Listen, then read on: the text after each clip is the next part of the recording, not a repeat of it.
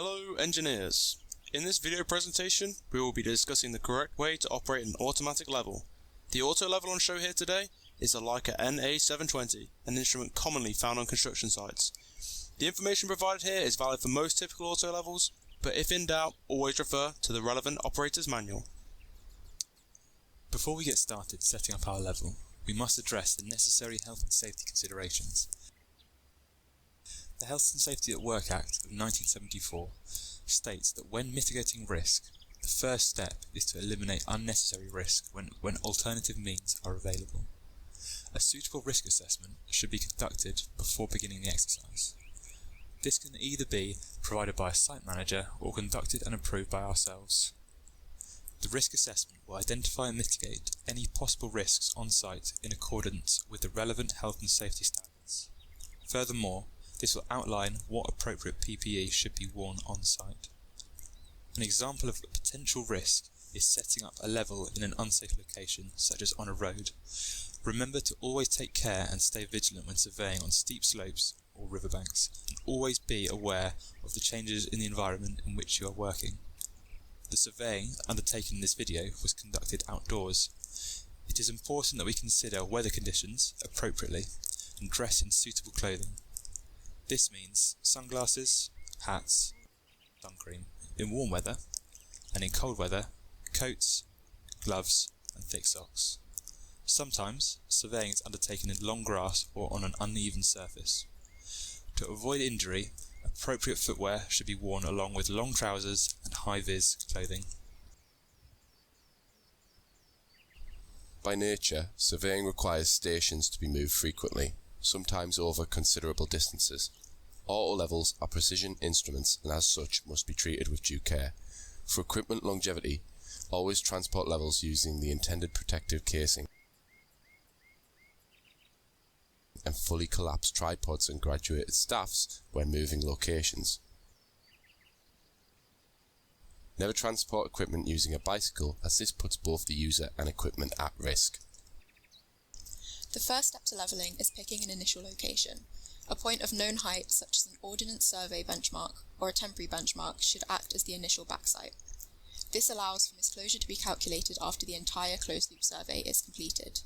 The corresponding foresight should be based upon the requirements of the survey to ensure the points of interest are booked. The auto level should be placed roughly equidistant from the intended backsite and foresight locations. This prevents error caused by unequal staff division. On top of this, the level location should be no further than 30 metres away from either staff location, as this is the maximum allowable range for our auto level. As a guide, distance can be approximated by pacing between stations, taking each stride as 1 metre, but use a common sense approach if in doubt. As a suitable location has been established, we can now erect the tripod. Firstly, unfasten the carrying strap and loosen the height adjustment screws. Unfold the legs to resemble an equilateral triangle and make sure the tips are separated by approximately 1 metre. Then, pull the head of the tripod upwards to extend its height. A good rule of thumb is to make sure the tripod head comes up to the chin height of the observer. This will position the level at the average observer's eye height, which is critical to avoid accumulating parallax errors. Using judgment alone, configure the leg height so that the head of the tripod is approximately horizontal in orientation. Once all criteria are met, tighten the height adjustment screws to fix the position of the tripod and step on the foot pegs to secure the base, if ground conditions are suitable.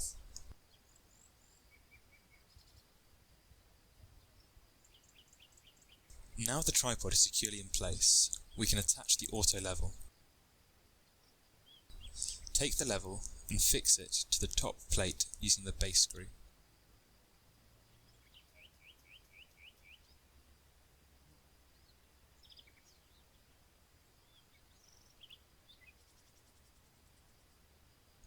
We can now level the site so that it is perfectly horizontal. To do this, we pay attention to the pond bubble, which is to be inspected using the pentamirror as to eliminate parallax. The objective is to centre the bubble within the black circle pictured, which we achieved using the 3 levelling screws.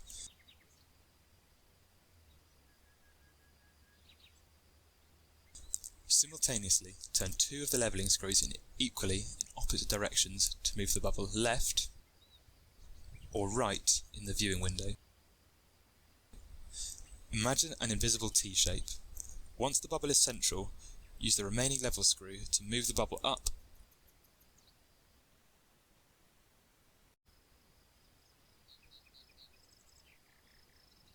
or down the viewing window until the bubble is centered.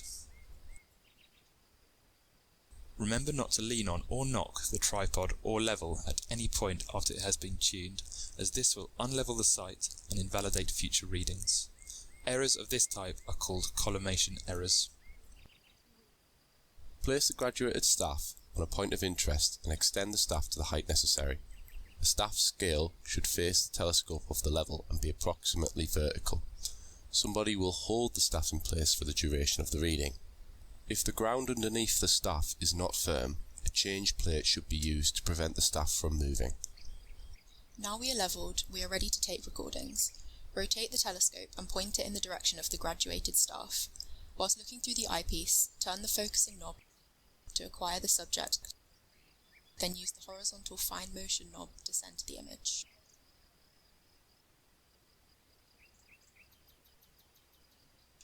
Now communicate to the person holding the graduated staff to rock it back and forwards to make the scale move up and down with respect to the crosshairs.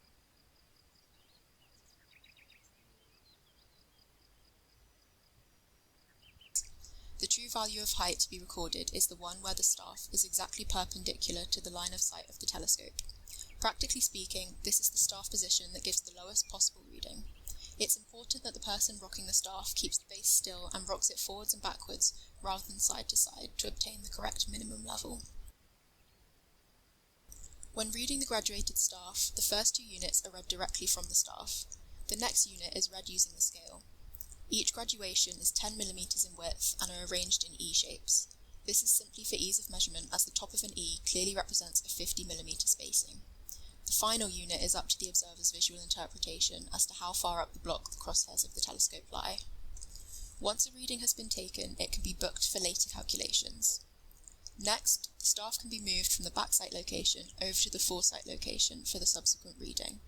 It is very important when taking multiple readings that only the staff or the level is moved, because the foresight of one reading invariably becomes the backsite of the next. Moving both at once will lose the point of reference and the whole survey must be restarted. For a level survey to be valid, measurements must be taken to a sufficient degree of precision. The allowable misclosure is typically between plus or minus 5 root k in millimetres, where k is the number of level locations.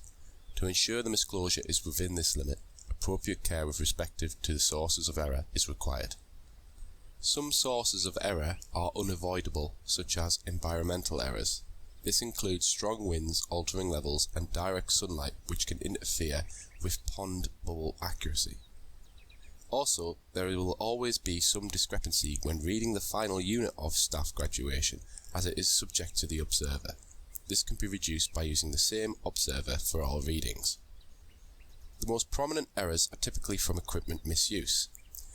Examples of this include taking readings from stadia lines instead of the central crosshair, incorrectly booking readings, reading the scale incorrectly, loose tripod leg screws, misaligning sight level, not correctly centering the pond bubble, as well as the staff errors mentioned previously.